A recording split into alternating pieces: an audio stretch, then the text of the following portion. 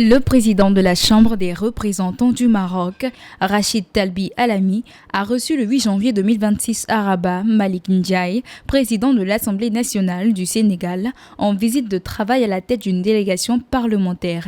Les échanges ont porté sur le renforcement de la coopération bilatérale et multilatérale, l'échange d'expertise et la coordination dans les instances parlementaires régionales et internationales. Le responsable sénégalais a réaffirmé le soutien de son pays à l'intégrité territoriale du Maroc et salué l'initiative d'autonomie comme solution au conflit autour du Sahara.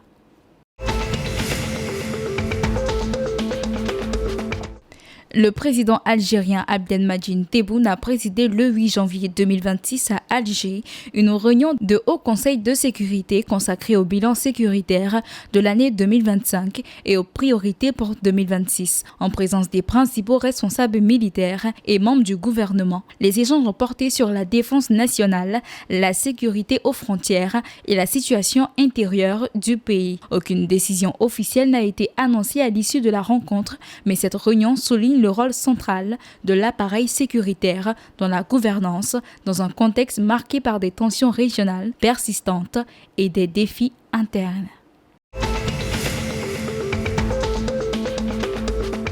Les aéroports marocains ont accueilli 36,3 millions de passagers en 2025, enregistrant une hausse de 11% par rapport à l'année précédente, selon l'Office national des aéroports ONDA. Cette progression illustre la montée en puissance du Maroc comme hub aérien régional porté par la stratégie Aéroport 2030 et l'impact de la Cannes 2025. Casablanca et Marrakech confirment leur rôle de plateforme majeure, tandis que Rabat-Salé connaît une croissance exceptionnelle de 26%. L'ensemble du réseau aéroportuaire contribue ainsi à renforcer la connectivité, la compétitivité et le rayonnement international du royaume.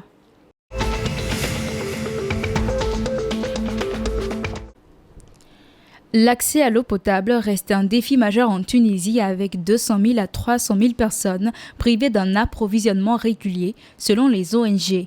Les zones rurales et périphériques sont les plus touchées, confrontées à des coupures répétées et à des infrastructures vieillissantes. Le gouvernement prévoit des programmes de dessalement et de réhabilitation des réseaux, mais le retard de leur mise en œuvre et les inégalités territoriales compromettent encore la sécurité hydrique et le droit fondamental à l'eau. Lors de la 4e journée du groupe A, Abou Salim a battu son voisin Al Libi Stadium 2-1 au stade Al-Nar. Firas Chalik a ouvert le score pour Abou Salim dès la 7e minute. Chito Okello a égalisé à la 62e minute avant que Fahim Kassim ne délivre les siens en toute fin de match.